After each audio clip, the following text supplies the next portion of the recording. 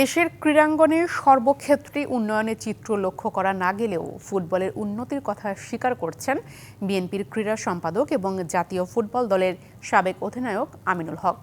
DBC নিউজকে দেয়া একান্ত সাক্ষাৎকারে তিনি জানান, তাবিথ আওয়ালের যোগ্য নেতৃত্বেই ফুটবলের এমন পরিবর্তন হয়েছে। এছাড়া ক্রিকেট বোর্ডের বিতর্কিত বিষয়গুলো নিয়েও সমালোচনা করেন সাবেক এই ফুটবলার। দেশের ফুটবল নিয়ে মানুষের ভাবনার পরিবর্তন হয়েছে। খেলাটির সোনালী অতীত এখনো পুরোপুরি ফিরে না এলেও দর্শক চাহিদা বেড়েছে আগের চেয়ে অনেক বেশি। বাফুফের সাবেক সভাপতি কাজী সালাউদ্দিন দীর্ঘ সময় ফেডারেশনের দায়িত্ব থাকলেও তেমন একটা সাফল্য ধরা দেয়নি খেলাটিতে, বিশেষ করে পুরুষ ফুটবলে।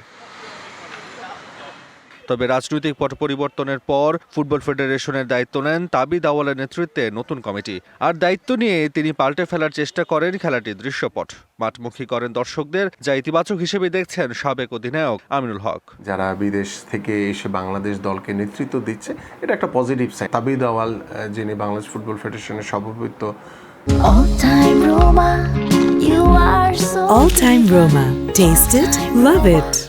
সভাপতির দায়িত্ব পালন করছেন। তিনি নিজে ফুটবল খেলেছেন। নিশ্চয়ই তার যে চিন্তা ভাবনা রয়েছে সেটাকে আমি অবশ্যই সাধুবাদ জানাই। ফুটবল নিয়ে যতটা ইতিবাচক দৃষ্টিভঙ্গি আমিনুলের, ঠিক তার উল্টো ক্রিকেট নিয়ে। যে খেলাটিকে ঘিরে এতদিন মানুষের প্রত্যাশা ছিল অনেক, তা এখন তৈরি করছে বিতর্ক, যার দায় বর্তমান ক্রীড়া উপদেষ্টাকেই দিলেন তিনি। ক্রীড়া উপদেষ্টাও যে ফারুক ভাইকে এত খুশি মনে এনে তাকে নিয়োগ দিল এবং তাকে স্বপ্ন দেখালো যে আপনি ভবিষ্যৎ ক্রিকেট বোর্ডের প্রেসিডেন্ট হবেন, ঠিক একই জিনিসটি আবারও দৃশ্যমান হচ্ছে আমাদের কাছে।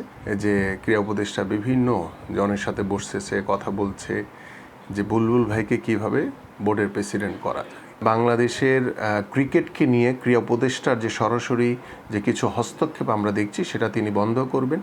আমিনুল হক জানান, খেলাধুলাকে রাজনীতি মুক্ত করতে না পারলে কখনোই আসবে না আশানুরূপ ফলাফল, এবং ঘোষণা দেন ভবিষ্যতে তার দল ক্ষমতায় আসলে বিসিবি কিংবা বাফুফের সহ কোনো ক্রীড়া ফেডারেশনে কোথাও হস্তক্ষেপ না করার। আমরা একটি যোগ্যতর ক্রিকেট বোর্ড আমরা দেখতে চাই, যেখানে কোনো প্রকার সরকারি কোনো হস্তক্ষেপ থাকবে না।